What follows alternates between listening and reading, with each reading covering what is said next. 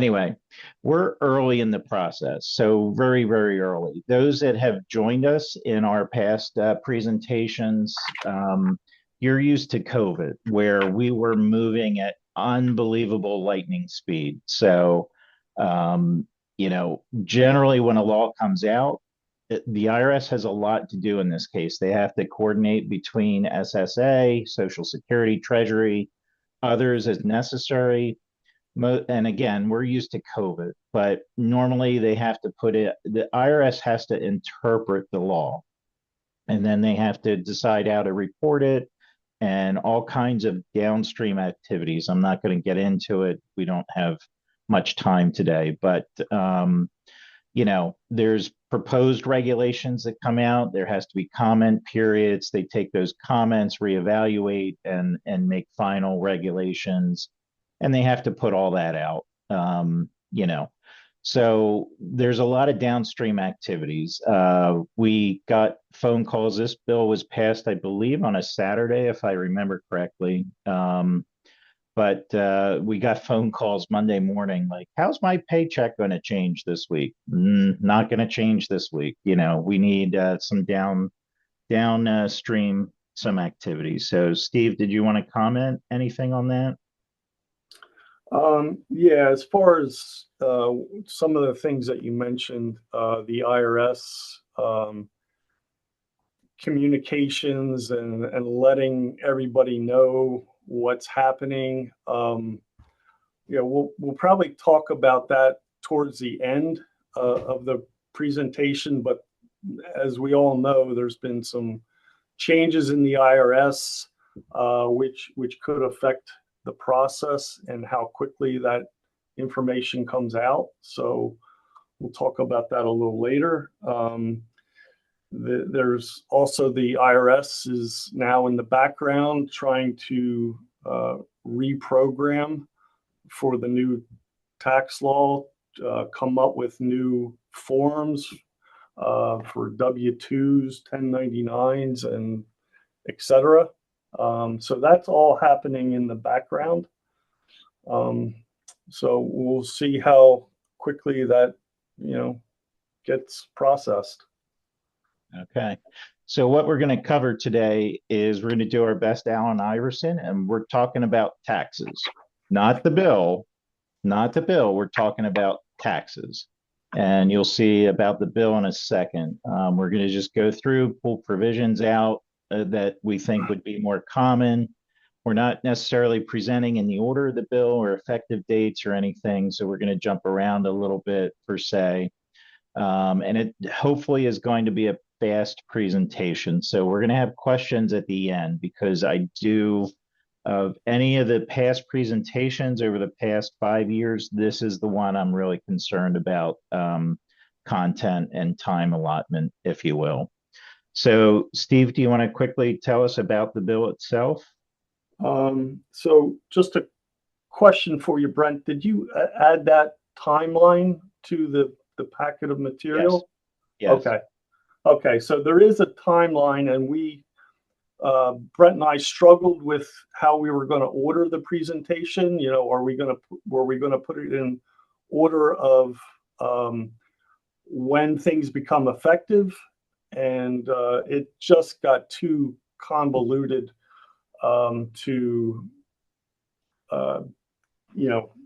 go through it that way. So we structured it more in the order of individual and business content. So as far as the bill, I'm probably going to take a little bit longer here than what Brent would want me to, but I think it's important to understand what's happened here with this bill and what was going to happen if the bill wasn't passed. So, I mean, the biggest question I have right now is, what do we call this bill? Is it the One Big Beautiful Bill Act, which is what the OBBBA stands for? Do we call it OBA? HR1 was the bill that was initiated in the House. The final bill number is PL 11921. So I think what we're going to do for most of the session is just call it the bill, or maybe the act. We'll go between those. But, you know, when I was thinking about the title, the One Big Beautiful Bill Act, I'm not sure beautiful is the right word in there. So I had the opportunity Monday night to go to the Phillies game, and just going to bring this up to add a little. I think it fits, and if it doesn't, I have an excuse because I took Monday night off instead of preparing for the presentation today. I went to the Phillies game, and if anybody, I'm sure there's many Phillies fans out there, and I have my Phillies hat on my shelf back there. But so typically when you go to a game, you think, wow, if I see one home run, I'm going to be lucky. But this game had 8 home runs throughout the game. And one thing that stood out to me was one of Kyle Schwarber, he's leading the league, the National League in home runs right now, as probably many of the Phillies fans out there know. One of his, and the other thing I wanted to point out was the seats that I was in was the second row right behind the Phillies dugout. So you get to see things that you might not normally see and hear things. But back to Kyle Schwarber, on his first home run, I think that could be called the one big beautiful home run swing, because his swing was so smooth, and you could just know it was going out of the park as soon as he hit the ball. So I think what's different there is his swing was smooth and you knew what was going to happen. This bill, it's not going to be smooth because there's so many different start dates, end dates, effective dates, and you'll see that as we go through the bill. It is big, and it's probably one of the largest, if not the largest bill that's passed over the last 40 years. It contains 12.5 trillion in tax provisions, which compared to the last big bill, the Tax Cuts and Jobs Act, which was signed in December 22nd, 2017, that was a $9.5 trillion bill of tax provisions. The last big bill that I was actually just recently starting in practice, that goes back to the Tax Reform Act of 1986. That was more of a comprehensive change of the tax code, where this bill, it's large, but it doesn't feel like there's as many new provisions, because much of the bill is extending expiring provisions from the Tax Cuts and Jobs Act, and made those provisions permanent. Now, what is permanent is that definition is really, it's as permanent as the next administration that comes into office. So the permanency is not definite and full out for the future, just as well as many of the new provisions that are in the bill, and we'll go over those as well. They're temporary, but I've seen temporary provisions that go on and get extended for 20 years. So permanent and temporary in the tax code is not what we typically think of. So I think we'll then move on to the next piece. And we're going to look at some of the individual tax provisions. And we're going to take a look at first the Tax Cuts and Jobs Act provisions that were made permanent and kept from sunsetting and expiring at the end of 2025. So the individual tax rates were made permanent. Both the 10 and the 12% bracket were granted additional, there was an adjustment to the top of the bracket to get more taxpayers into the lower brackets. And that was like a 1-year inflation adjustment.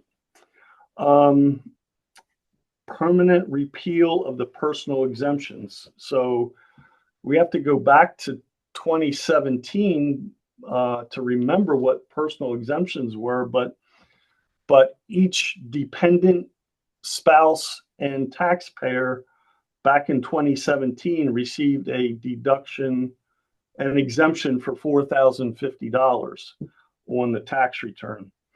So those are permanently repealed and going away. So the brackets that were made permanent there's 7 brackets. We have a 10, a 12, 22, 24, 32, 35, and 37% bracket. So without the bill, those brackets would have jumped up. The 12 would have gone to 15%, 22 to 25. The biggest jump would have been the 24% bracket would have gone to 28%. And the top bracket, 37%, would have gone to 39.6%.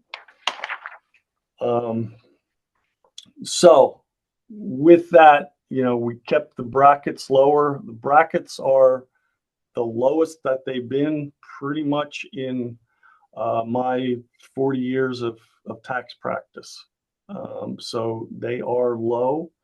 I remember when I started initially, we were coming off brackets when, and I don't know how they got there, what kind of math was used, but some individuals could be in the 90% tax bracket back prior to me starting back in the middle 80s. All right, so the standard deduction. Next one, standard deduction was increased and made permanent. And there was also for 2025 under the bill, there was an increase in the inflation adjusted brackets. So you can see the head of household, well, they all jump up. Single is up to 15,750, head of household 23, 625, married filing joint 31.5, and married filing separate 15,750.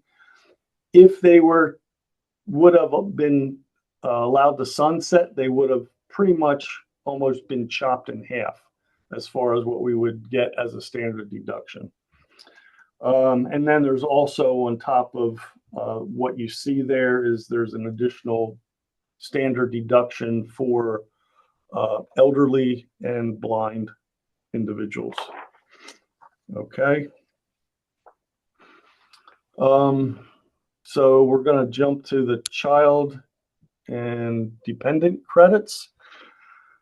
This is another one that was made permanent in 2025. It increased the potential credit to $2,200, and it indexes for inflation starting in 2026. It also increased the refundable portion up to $1,700 in 2025. The previous refundable amount was $1,400. And it also increased the threshold levels for the phase out. So they're higher than what they were before. 400,000 joint and 200,000 for others. And these are not adjusted for inflation. What you might want to take a look at is on these phase out ranges, as we're going through the different slides, there are so many different phase out ranges that you can never remember which one phases out at what level. So it becomes important to, you have to rely on your software when you're doing planning, because there's no way to remember every single one of these. There is also a requirement that you need the child's social security number for claiming the credit. All right. So with that, we're going to switch over to Brent, and he's going to talk about some other items that were extended. Okay, so you may or may not be aware, but there was if you itemize, which became much rarer under Tax Cuts and Jobs Act after 2018, but there was a limit in terms of state and local taxes that you could deduct. And if you were anywhere around the tax world, this was a huge, huge topic since day one. Where you were capped at $10,000 to deduct under the previous, law from 2018 through 2023 here. So what they've done is they've increased that. Everybody was kind of advocating for increases. So they've increased the threshold to 40,000 in 2025, so this year. And then they're going to slightly adjust it through 2028 for inflation, but then in 2029 it goes back to $10,000. So there's also a slight reduction, it phases out for people that are over 500,000 of income. So again, here that's new. Before it was just capped at 10 and that was it. Now it's capped at 40, but there's a phase out down to 10, as your income goes above 500,000, your AGI, adjusted gross income. So again, this bill's not oversimplifying anything, but this is, and I think will continue to be a huge, huge issue going forward. So you'll see it in the news and stuff like that. And it's especially a big topic, especially in the high tax states like New York and California. So they're really the ones that are pushing to get that to stay in the law.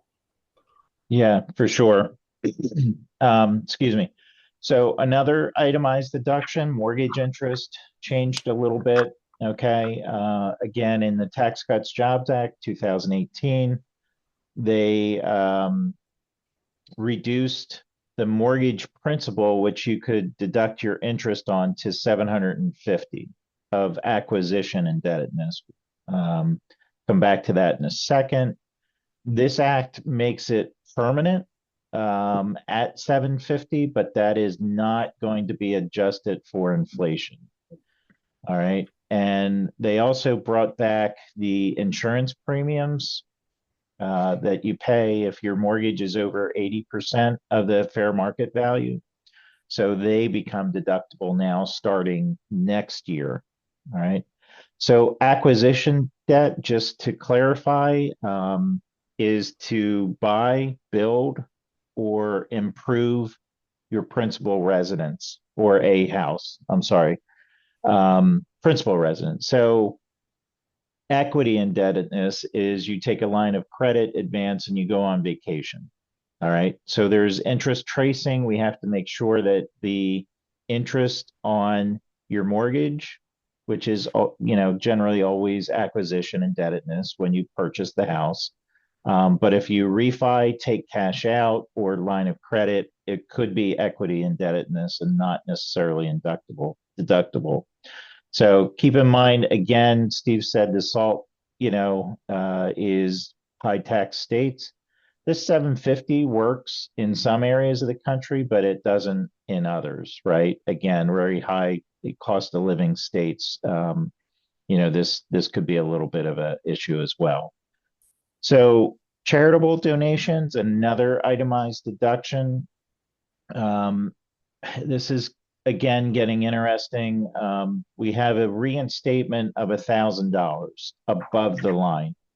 So whether you itemize or not, you can get up to $1,000 of cash donation deductions effective next year in 26.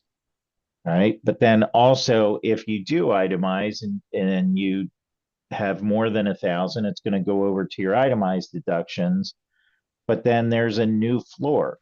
So 1/2 of 1% is phased out. So your first 1/2 of 1% of your AGI is not going to be deductible. Anything over that does start to become deductible. Generally, you can only, if you're in retirement and make one large gift, if you will, sometimes, and it exceeds 60%, you're capped at that ceiling as well. Now that can be carried forward, but that 60% basically becomes permanent now. That had changed in the past few years or so. And then corporate rules, again, changed a little bit effective for 2026. So Steve will flip over to the 199 qubit for you here. All right. So yeah, just one note on those itemized deductions that Brent was talking about. There is something that was added that limits your itemized deductions if you're in the highest tax bracket.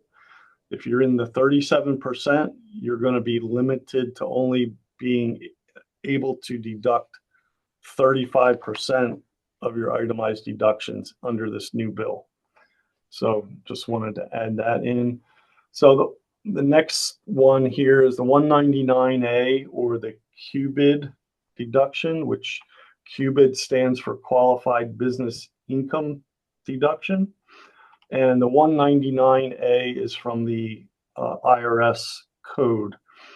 This is a deduction for basically small businesses, or any businesses that fit in the qualifications of this rule. It was set to sunset, but it became permanent at 20% of the qualified business income.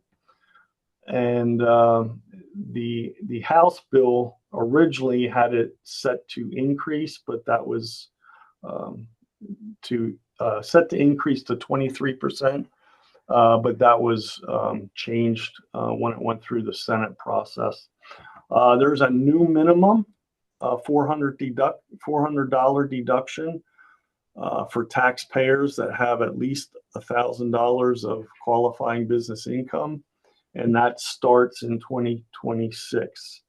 The qualified business income has to be from one or more active trades or businesses which a taxpayer materially participates. So the practical implications here are that there's higher phase-in thresholds which means more taxpayers above the income limits can now benefit from the deduction. The small business owners with a modest amount of income are going to be guaranteed a minimum deduction, and the dollar amounts are inflation adjusted. The next slide is we're going to see an example of this qubit deduction, but also the problem that you have with the phase outs and the importance of doing projections going forward, so you know how these phase outs can affect your tax situation. So in this example, we have one column that has qualified business income before the phase out, and then the other one that has the QBI after the phase out. So you have $400,000 worth of qualified business income from a business. So you get a deduction that shows up on your personal tax return at 20%, which is $80,000 in this case. So that brings your taxable income from the business down to $320,000. But if that income was now $550,000, so an increase of 150, you're not going to get, because you're at the phase out limit and it completely phases out at that point, you're not going to get any qubit deduction. So the $80,000 is gone. So not only do you have the increase of income of 150, but you got no deduction. So your taxable increases by $230,000. So that, you know, can make a huge difference on your tax return. Now, there is ways that if you do the planning ahead of time, you can reduce, you know, that effect of the phase out. So that's why it's so important to do projections ahead of time and have, you know, good numbers so that you can make sure that you don't get hit with the phase outs. So that's going to happen with, we're going to be talking about the senior deduction. It happens with child tax credits, SALT, and others. So it's not simple anymore. You can't just, you know, we used to sit in go out to lunch with a client and sit at a restaurant and do a projection on the back of a napkin. You can't do that anymore. It's too complicated for that. All right. So another change is the change to AMT tax. This, after the Tax Cuts and Jobs Act bill, we didn't really have many clients that were subject to AMT. We had a lot that were prior to the Tax Cuts and Jobs Act, but that bill changed the AMT. And now it's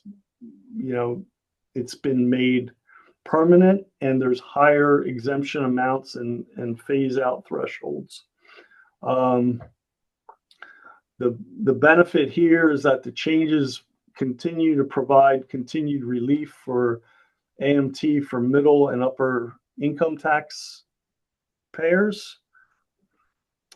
And while maintaining the AMT as a backstop for higher income individuals to pay a minimum amount of tax. So there is some changes. The AMT is, it's hard to explain, but it's a separate parallel system to the normal tax system that we have. And what it does is calculate a minimum amount of tax that every individual must pay. It's very complicated calculation, and many individuals and even tax preparers don't understand the AMT tax. With some of the changes, because they increased the phase out rate on the higher income individuals. They increased it from 25 to 50%.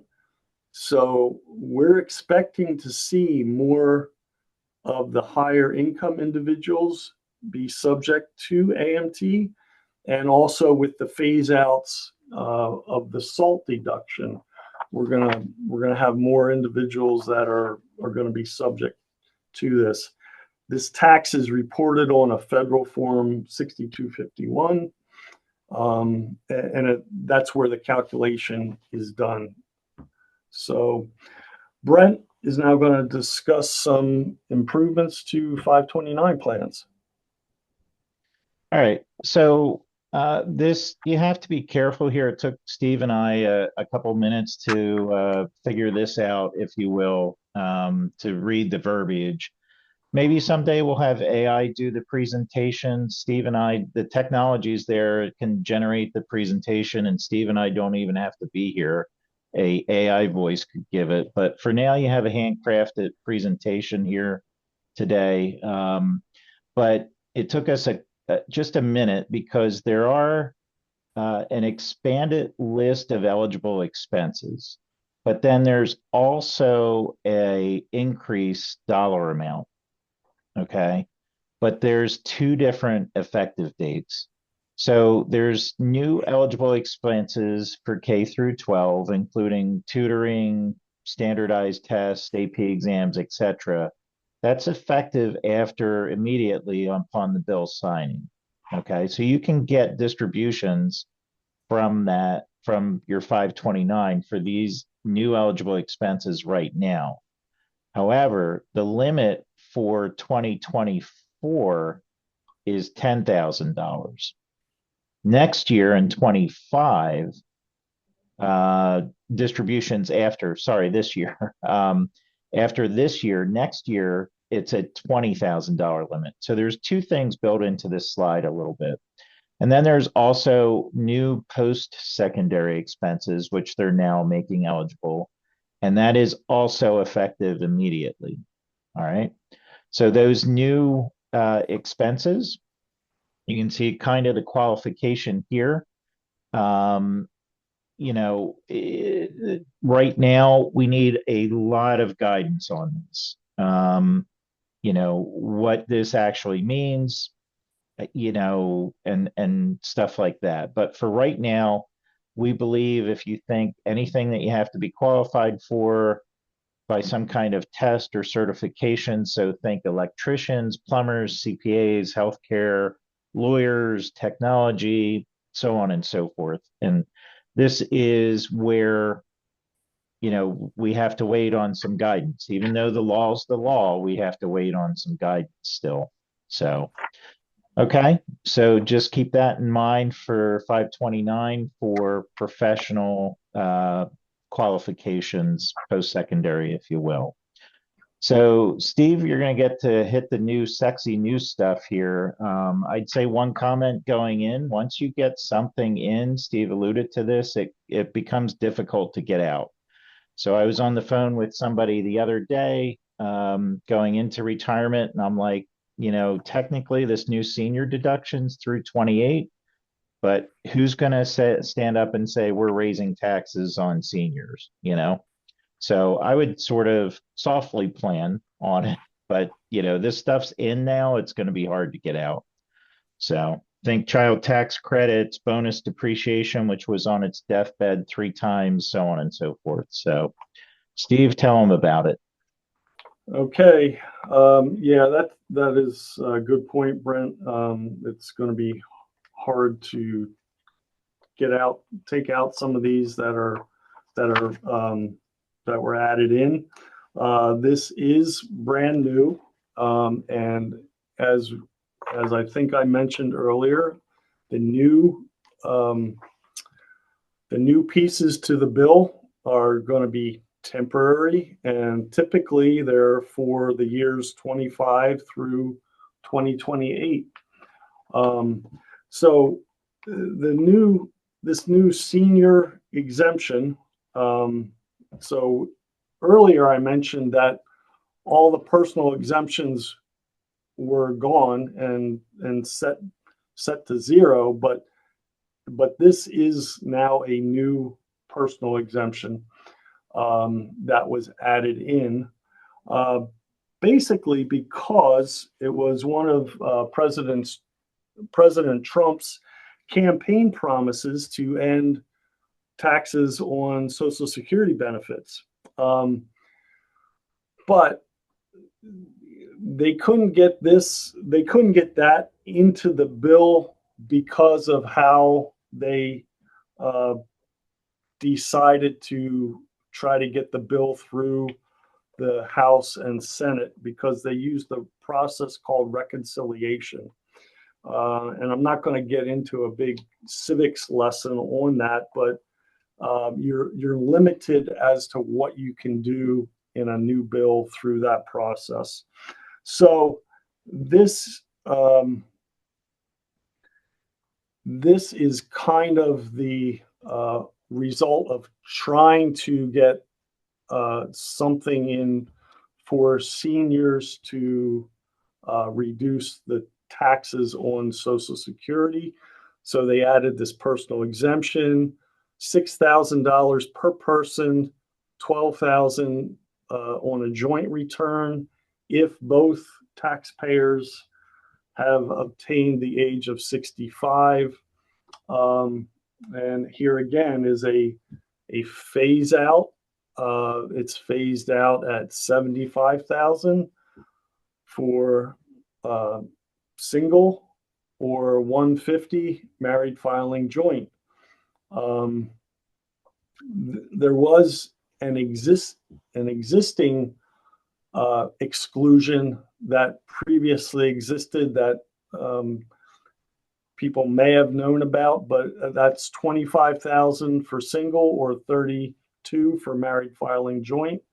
That piece is unchanged. And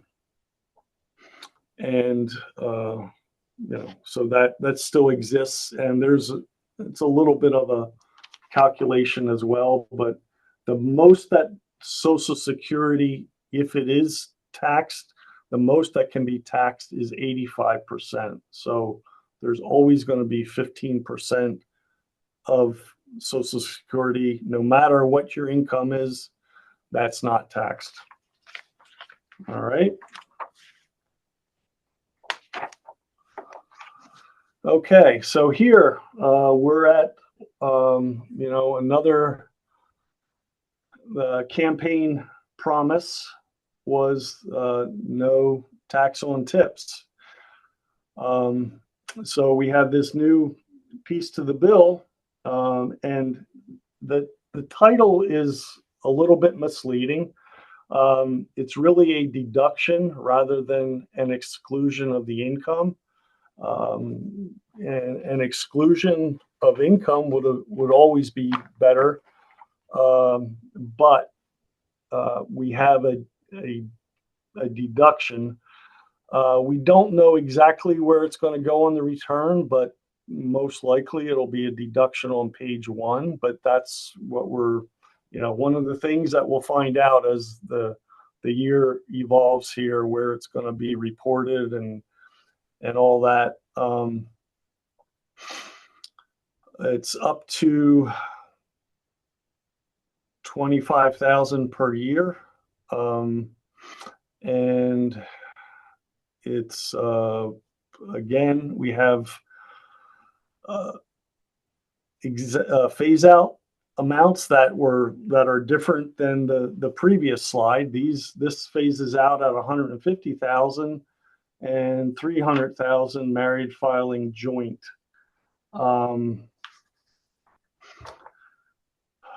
Tips eligible for the deduction will be included on statements, either the W-2, 1099s, but there is something that out there that says 2025 can reasonably be estimated.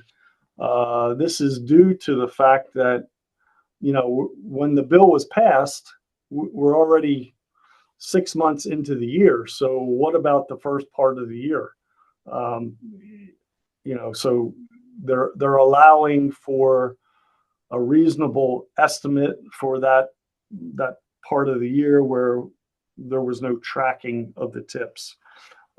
This is one of the things that the IRS has on their website. They did come out with a fact sheet on this. It's up on their website, so some information is out, but we still need regs and some other things to be more official. Tips, let's go to the next one, Brent. So the IRS is required to have guidance within 90 days. So I think it's around October the 2nd. That's when the 90 days are up. They're required to publish a list of occupations. Tips must be voluntary and in an occupation that traditionally and customarily receives tips, to be determined by the Treasury Secretary. They're not negotiated and not received in an SSTB, which is a specified service, trade, or business, such as accounting, legal, consulting, financial services. They all fall into that SSTB category. And the FICA tip credit. So let's take a minute here. The tax, the deduction is for income tax, and it's you still have tax on your Social Security piece and any other taxes. You do get a tip credit. That's included there at the bottom. And then the comment there, Brent just underlined, what about tips that are automatically added to parties of 6 or 8 or more? When you go to a restaurant and they automatically include a tip for that. That's really not voluntary. So is that now not excluded? So those are the kind of things that we need answers for. Steve, right. that was a little bit of a downer because I heard on TikTok you could just put everybody on tip income now, and I want to believe that instead of you. Yeah, and we can take tips for the preparation of our tax returns during tax season. So I mean, that might be out on the internet. So those are the things that you got to be aware of when you're looking on the internet, that you can't always believe what you read. Yeah. So just to highlight real quick, 5 seconds. So I probably should have moved this under the business stuff, but the businesses in restaurants get a FICA tip credit right now for Social Security taxes that they pay on employee tips. That's been expanded to that business credit that flows through to the owners in a flow through entity. It's been expanded to these type of industries. So I probably should have put that under business. So that's on me. So all right, Steve, let's see what we can do with overtime. Okay, so another new one. Again, it's no tax on overtime, a campaign promise, and so it's in this new bill. The deduction again is for 25 through 28, $12,000, 12,500 per taxpayer per year. And the phase out is 150 and 300. Cannot claim it if you are filing separately.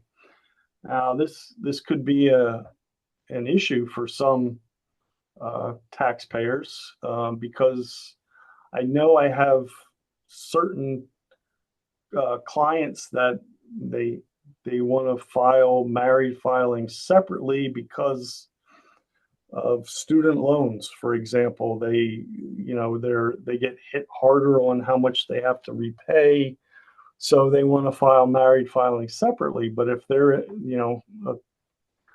taxpayer that could get this deduction for overtime, that might change their thinking there.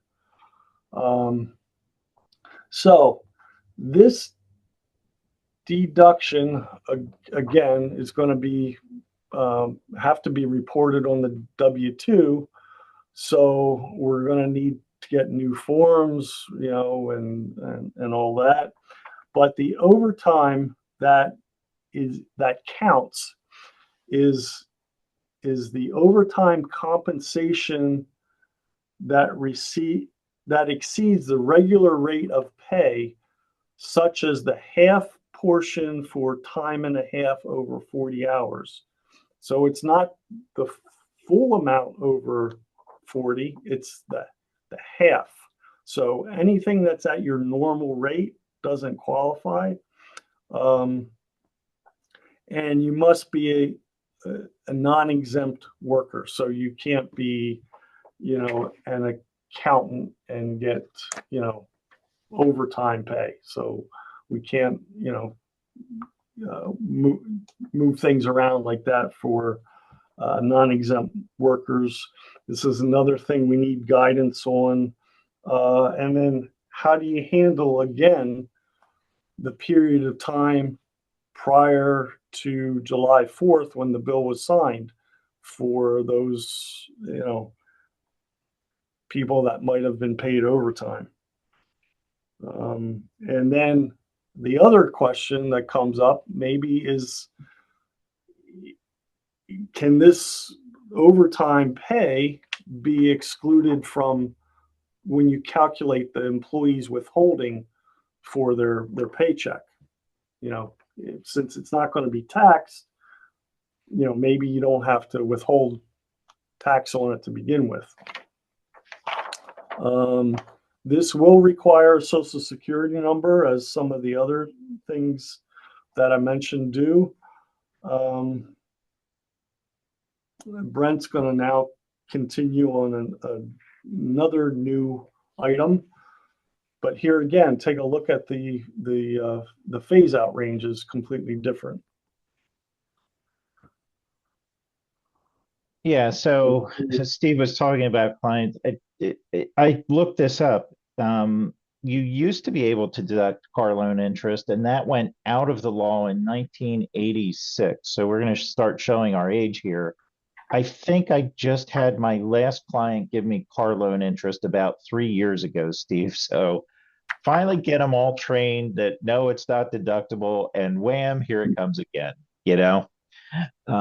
So real quick, this is just a new deduction on new cars. It has to be final assembled here in the US.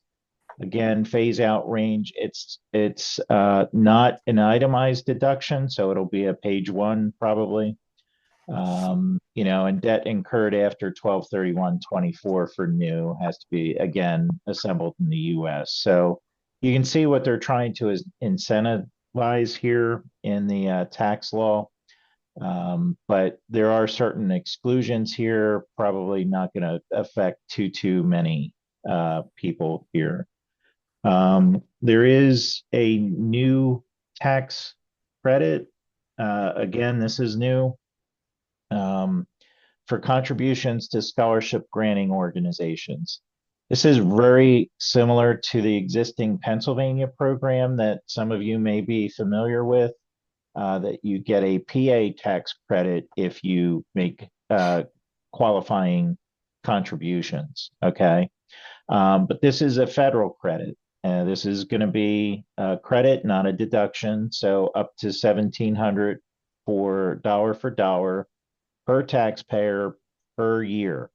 So you could probably, I guess, get up to what, 3,400, right? And then the state actually has to elect to participate in this new federal program, give the IRS a list of the organizations, so on and so forth. So again, this is after next year.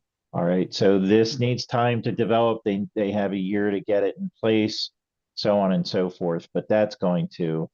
And there's appears like there's not going to be double dipping because right now it says the credit's reduced by any amount on that's claimed on a state return.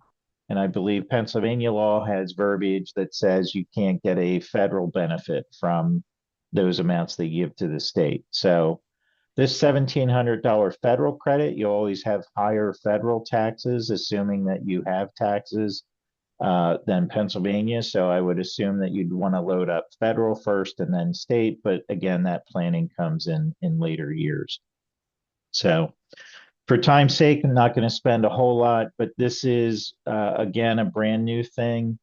Um, there again, a ton of guidance needs to be given here, discerned and whatnot. But this is a new account that acts like an IRA.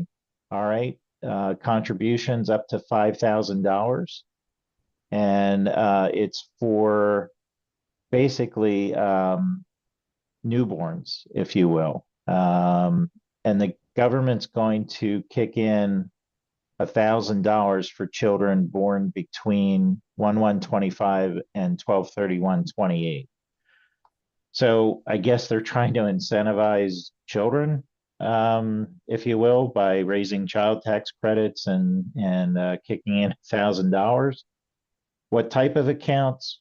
How does the government do that? How do you claim, this isn't effective until these accounts aren't effective, but the birth date's a year sooner? Distributions allowed after 18. What does that mean? So a whole lot of stuff to come. So again, this is new, it's out there, but we've got a ton of guidance that's needed, and we have time here yet. So again, just FYI, be aware. So Steve, I think you have the last other provisions here for individuals, and we got to get over to the business stuff. So keep in mind it is 11 o'clock. We got to fly here. Okay. Yeah. So I just to finish up on that, the Trump accounts, I think that is a great, great thing to get started when children are young to start that compounding and growth. So good thing, and the government's going to kick in some money to help that. So some other provisions here. I'm just going to touch on a couple of them. The miscellaneous itemized deductions, they're pretty much gone away. So for the most part, except the educator expense, that they've modified and changed it a little bit. So it's excluded from the list of the 2% itemized deduct or miscellaneous itemized deductions. And it's now going to be through 2025, a little confusing. It's an above the line deduction. After 2025, it's a miscellaneous itemized deduction that you're allowed to take, and there is no limit on the deduction, so it's no longer like $250. So there's no limit, and it was expanded to include interscholastic sports administrators and coaches in that, with the definition of an educator. One other thing I just wanted to mention, that it's not on this list, but it was gambling loss changes. They were changed to only allow 90% losses against income. And I just got a tax briefing this morning that there's like bipartisan support already to repeal that part of the bill, because it's Las Vegas doesn't like it, and anyway, so that's out there now. So you can go to the next one, Brent. I'm just going to skip over the rest of those. They don't affect a lot of people.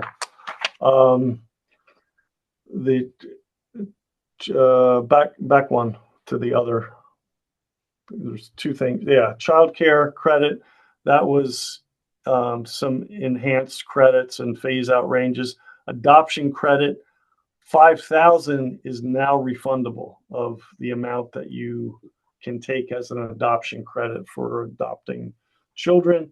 And then the farms, there was a change here that includes a provision that if a farm is sold to another farmer, you're allowed to make the payments on the tax for the gain over a period of 4 years. So that's in the bill. So it gives you additional time to pay tax on the gain on the sale of a farm. Okay. But there's, specific provisions that you need to follow for that. Okay. Next one, others, capital gains rates became permanent. So the rates are 0%, 15%, and 20%. The 0% goes up to $96,700 for married filing joint, and the 15% goes up to $600,050.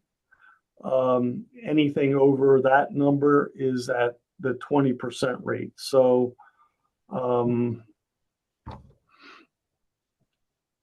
yeah, I think that's pretty much it. Oh, and it is indexed for inflation. As we mentioned, there's Social Security numbers are required for some of those credits and deductions. So you got to keep that in mind. No longer can you use the ITIN number. So that's a change there for some of those items. Okay. Estate and gift.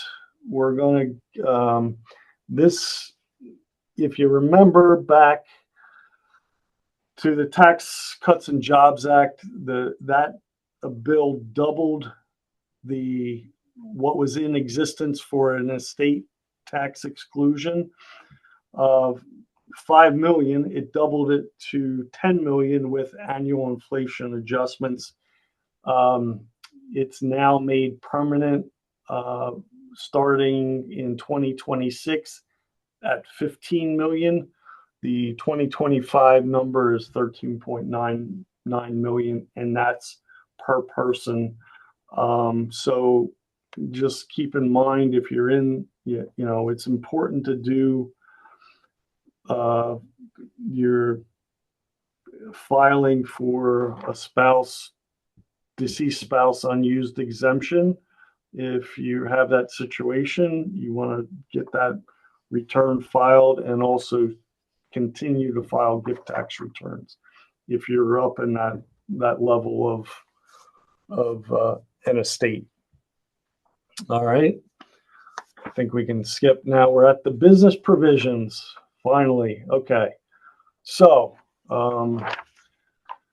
so I think since I've been talking a lot, I get the easier slide here in the business section. But so nonprofits, not-for-profits, 501c3 organizations, which is the code section that these organizations, which are basically your charities, is what we're talking about, and private foundations. There's not a whole lot that was affected specifically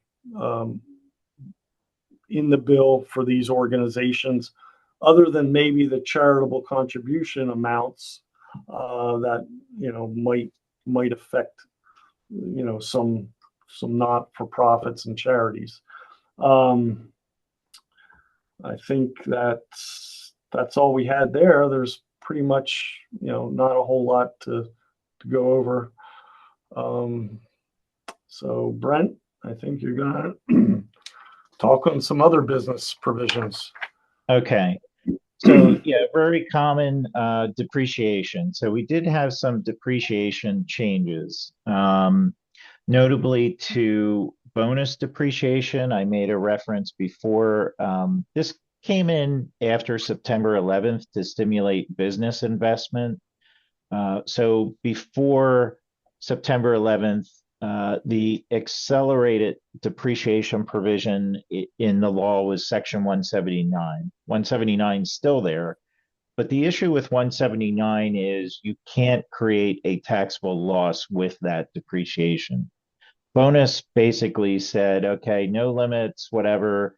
We're going to allow 100% of deduction for any fixed assets outside of real estate, generally 15 years or less.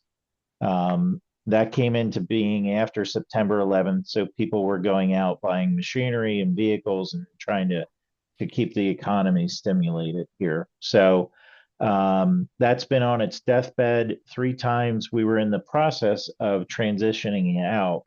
I forget if it was 40 or 60% this year, but it's now been made permanent for 25, as permanent as Steve said it can be.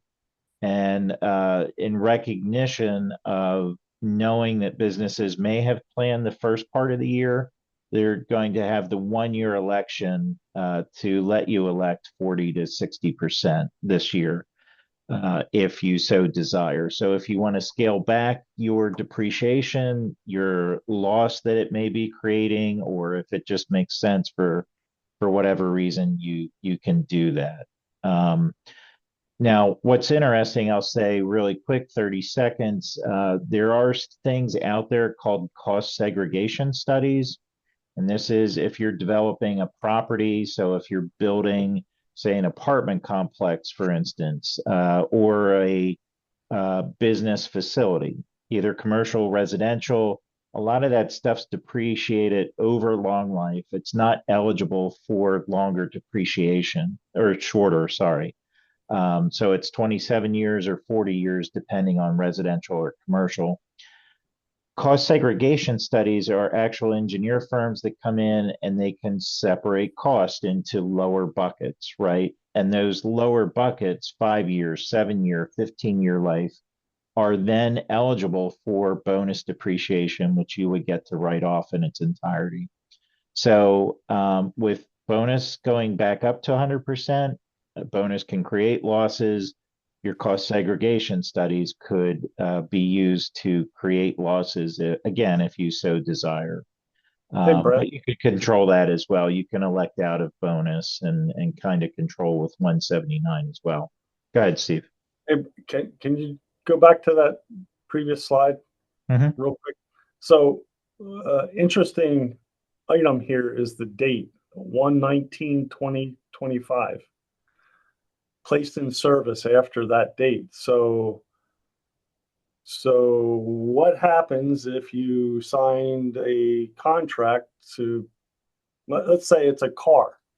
You signed a contract on 1/18/25, but you didn't pick up and pay for the car until the 20th.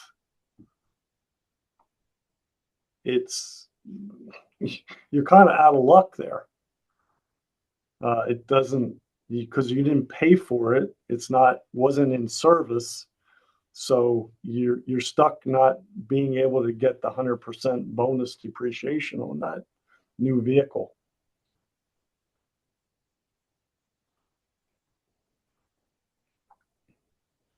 Yeah, I think this is one of the only areas that had that. Well, there might be a few, but yeah, that date is a good point. So, um, continuing with depreciation, section 179. This was again the accelerated provisions prior to September 11th.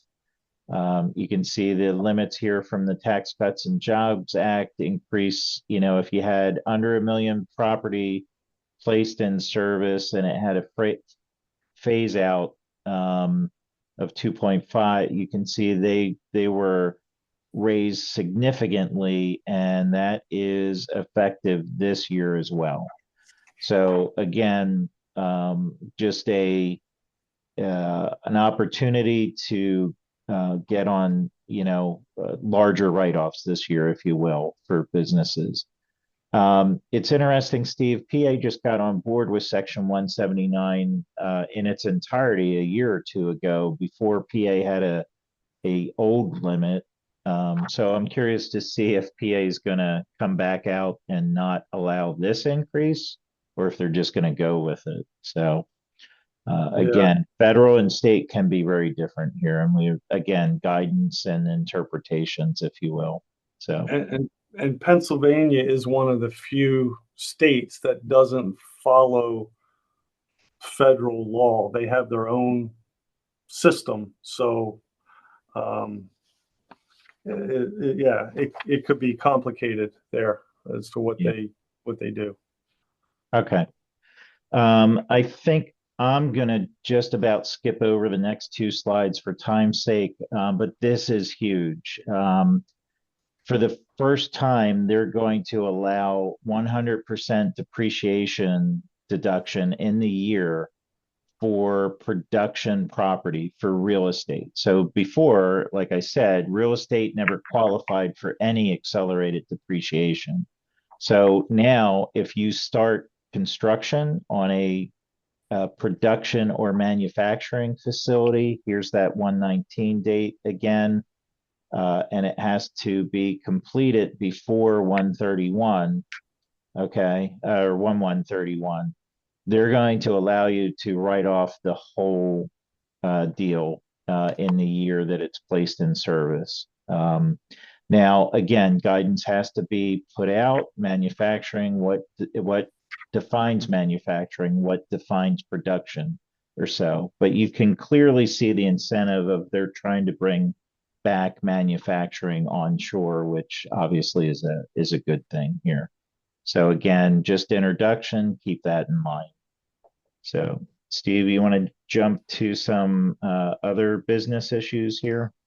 Yeah. So this slide is so many employers provide a flexible spending account, um, which allows employee to um, or for the employee to get $5,000 of dependent care assistance.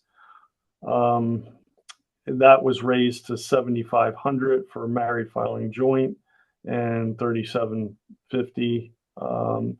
Still, I've seen some of those child care costs, and it's probably only a drop in the bucket, but it helps. The point there is employers might need to amend their plan document to get the increased amount. Okay, next one, business meals. Real quick here, one thing we wanted to point out. It's the second item.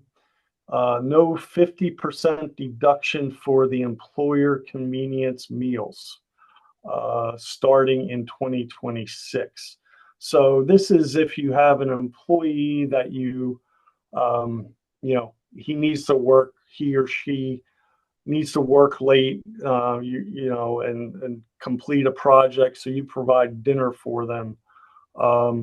That used to be excluded by 100%. You were allowed to deduct that. That's no longer deductible for the employer convenience, only if certain industries. So like on fishing boats, it still is 100% deductible. On oil drilling rigs, that's another one that is allowed. Client meals, you go out to lunch, still at 50%, but you need to follow the rules there. What was discussed, what was the purpose of the meeting, all needs to be on your receipt to be able to take that deduction. There's other things that were always 100% deductible. Holiday party, you do a year-end party or a celebration, those are 100% deductible. No change there. Yeah, I probably should have had this slide a little closer, but these still remain deductible in full. Yep. So, good, Steve. Okay. I'm sorry. Yep, that's it. Okay. So yeah, just watch your accounting going forward for the different meal categories next year. That's going to be an issue. So in some relief, you'll be happy to know these 1099K reporting. This was, we had a law passed a couple years ago that said, if you receive $600, so if you go on vacation with another couple and they Venmo you $1,200 for reimbursement for the rental for, the vacation property, you were going to get a 1099K from Venmo. Which had nothing to do with reportable income or anything like that. It was set to go to $600 per year, regardless of the number of transactions. Venmo is going to issue all these 1099Ks to all these individuals. You're going to have to pick it up on your return and then proof that, not proof, but report it in a way that would make it non-taxable. So this bill, effective immediately, we went to both $20,000 and 200 transactions. So until you meet that threshold, PayPal, Venmo stuff, they're not going to issue you a 1099K. Credit card processing, so on and so forth.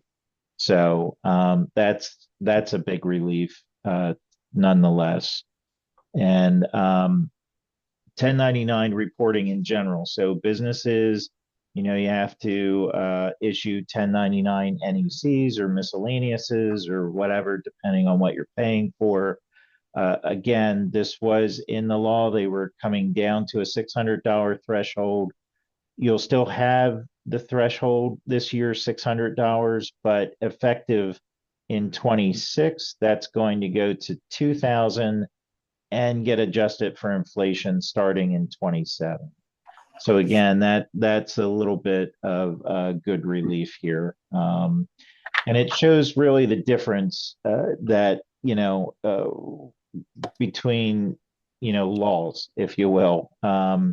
It's frustrating that, a lot of companies had to put systems, processes in place and all that to start issuing these things. And then they come along and say, no, like there's a lot of wasted energy in government and big industries trying to follow these things. So hopefully we can remain permanent here in some of these and, going forward. So another area of stark differences is energy incentives. So Steve, you touch on them real quick. Yeah, and that $600 that was in place for a long time. So that was the beginning of my career. Yeah. Yeah, so that's been around forever. So it's nice to see that got increased.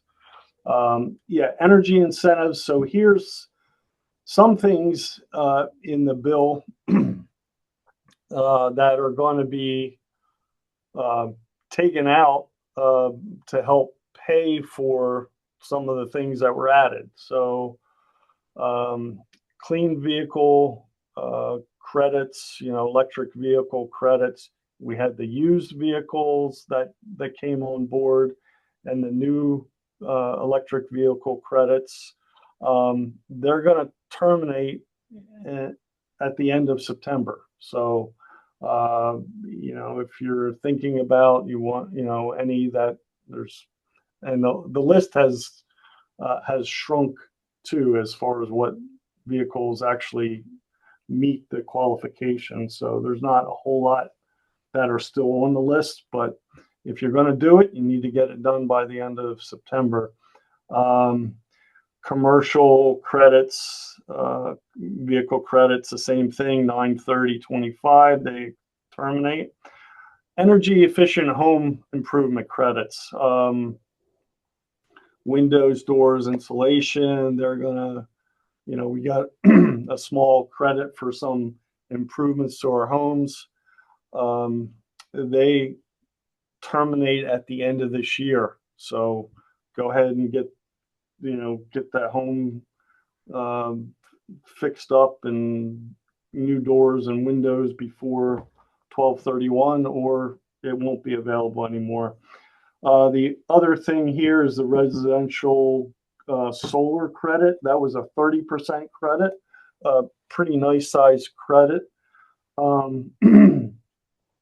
That also terminates 12/31/25. And I just actually spoke to a roofing company the other day who installs solar, and they told me that probably by the middle of August, they won't be able to promise anyone that they would be able to get anything installed by the end of 12/31/25. So if you are looking at that, you might be pretty close to the end of the window there, depending on what you're looking at. So just keep that in mind. The next one, energy incentives. These are more for builders that are building the commercial and residential buildings. That are credits for including them in the buildings. The one terminates there. You can see 6/30/26, and then a clean electric investment credit for commercial, solar, wind, and nuclear. That you have another till 12/31/27 to get that done. So that there's a little bit more time for that, but that's for on the commercial side. All right, real quick here. This is a this has been in the code for a little while now. It's qualified small business stock. It's otherwise called 1202 stock, for the code of the Internal Revenue, the section of the Internal Revenue Code. What they did on this was to first of all, if you have it has to be a C corp. If I didn't add that, so you can't have an S corp that's eligible for it.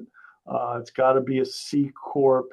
It's got to specifically say when you set up the corporation that it's 1202 stock. There's a number of other things that need to be in it, but it allows you, if you sell the business, to previously to exclude $10 million worth of gain on the sale of that stock. So this is a big thing. It was increased to $15 million for stock acquired after July 4th of 2025. And then it's also increased for inflation. There's a This is for small businesses, and there's also a gross asset test. Previously was 50 million, and now that's increased to $75 million. So if you're starting a new business, it might, like maybe in the past somebody was, you'd always want to go S corp. That might not be the case, especially if you think you're going to start a business and you see that it has a lot of growth potential, and you're going to only keep it for, you want to get in and get out in a number of years. They kind of sweetened the timeline so you can still get. Previously, you had to keep it for more than 5 years. Now there's a partial exclusion for after 3 years and 4 years, and so there's a tiered level of exclusion rates. All right. All right.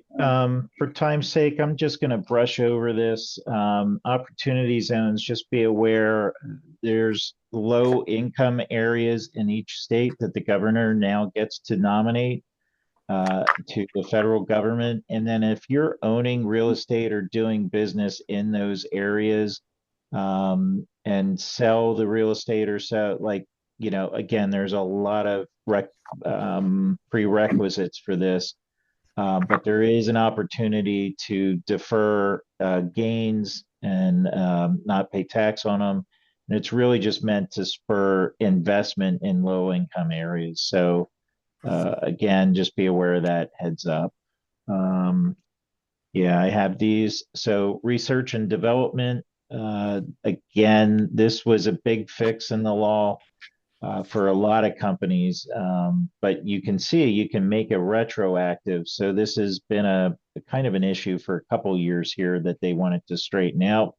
They finally did. They got it retroactive.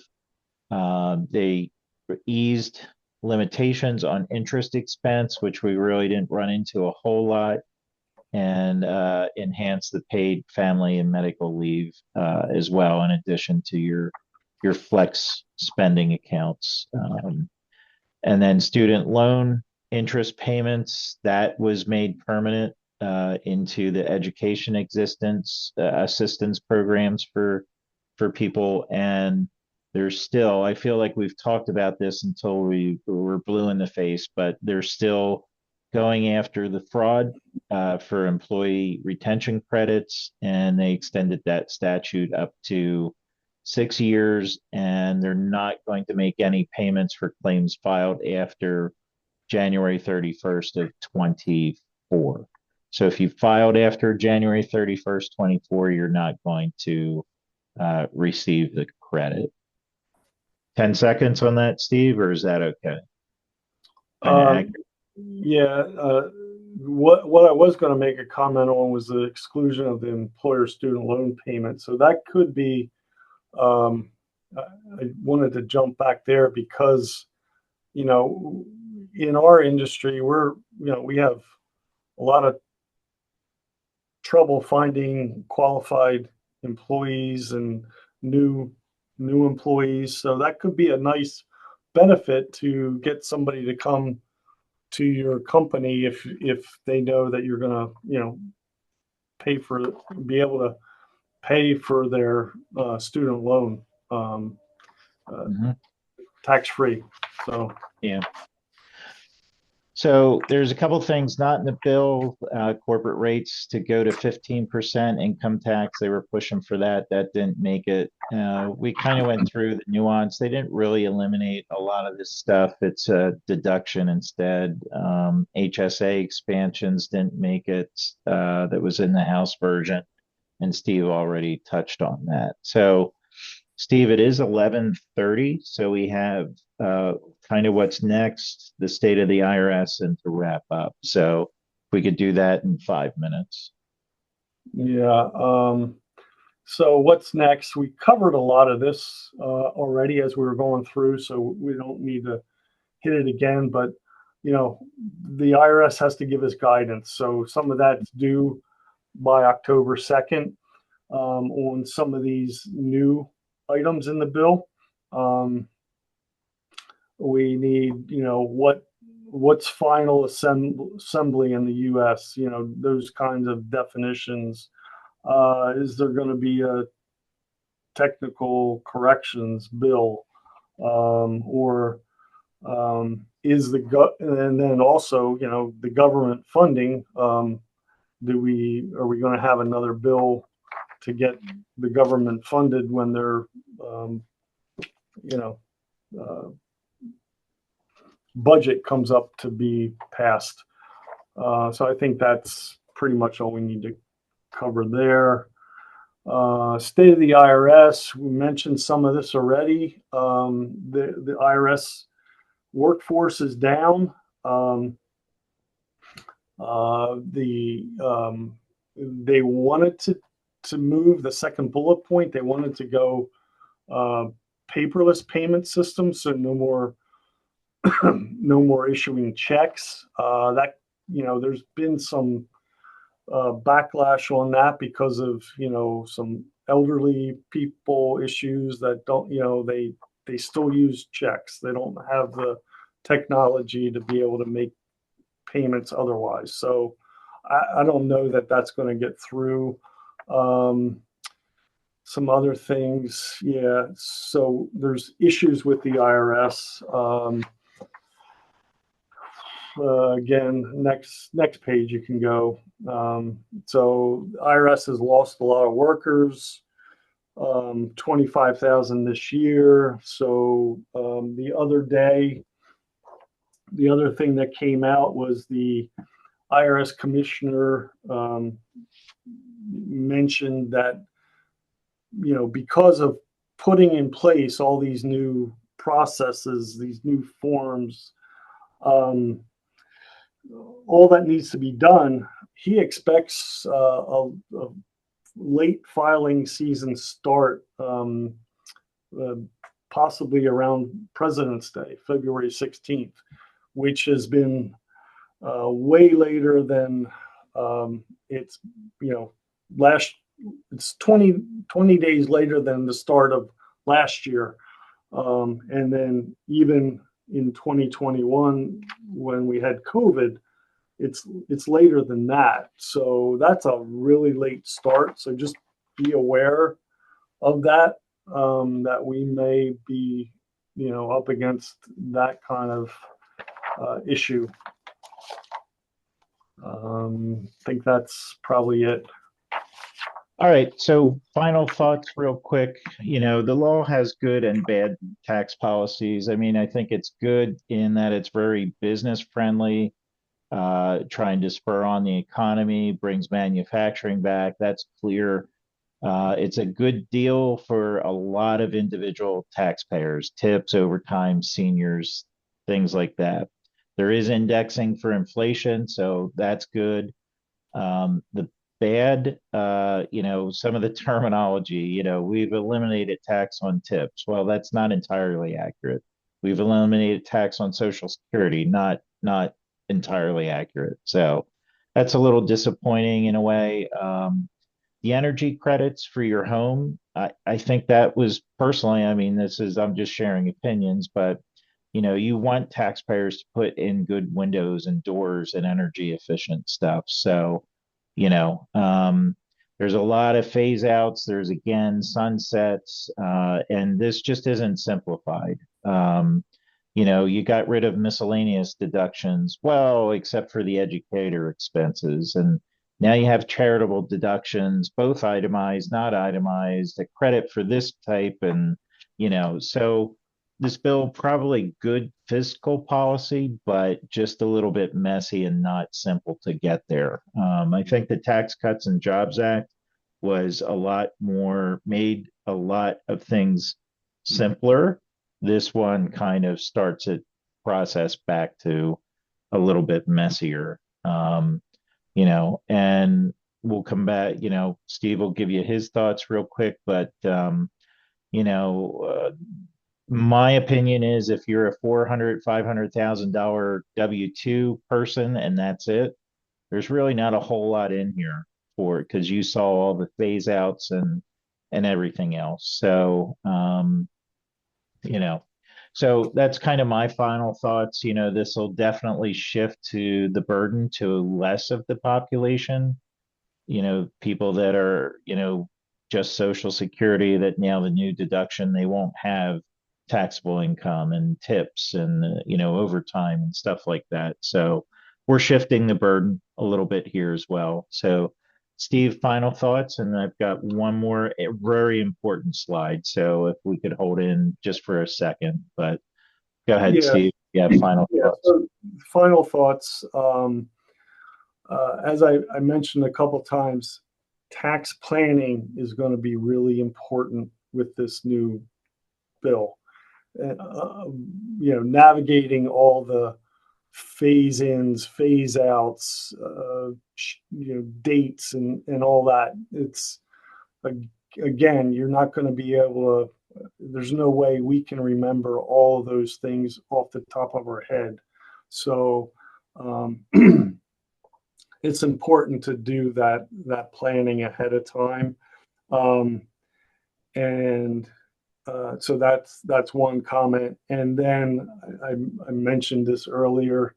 Uh, there's all kinds of misinformation out on the internet, so be aware of that. Don't believe everything that you read. Um, don't don't trust the uh, chat GPT answer that you get when you type in a question. It's most likely going to be wrong. Um, so that I just want to make, again, emphasize those couple of points. I do believe, yeah, like you said, I believe it's a good bill for most of the population, kept the rates low. We now have, for the next several years, we know what it's going to be, that the rates and all that. Yeah, that's it. Okay. So one last slide. This is very important. Just another chance to remind you there is a new PA annual report, and this is something that we're not doing for you, that you're responsible for. So this is new again, starting in 25, where you have to go on. There's a $7 fee, and you have to go onto the website and register your business. This is different than the beneficial ownership that we were constantly emailing about last year, towards November, December, January. That was all flux up in the air, if you will. This is different. A lot of states have this. This is not legally challenged or anything. So you should go ahead and do that. If you have any questions, we can get you an email on this, but be aware of it. It is something that you have to do as the business owner. So questions, Steve and I'll hang out here for a little bit. You're free to go. Gene, I will get you email this afternoon with your questions. But if anybody has anything else, Steve and I'll hang out for 1 minute. But other than that, everybody have a good day. Appreciate you hanging in a few minutes longer here. So.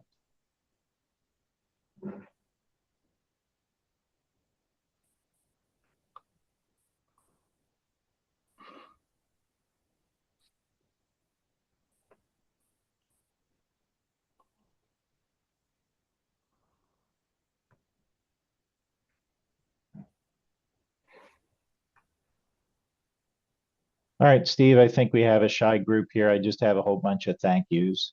Um, so we have a couple questions from Gene, which we can correspond with this afternoon, and everybody else has our contact information. So I'm going to go ahead and end the meeting. Okay, sounds good. All right.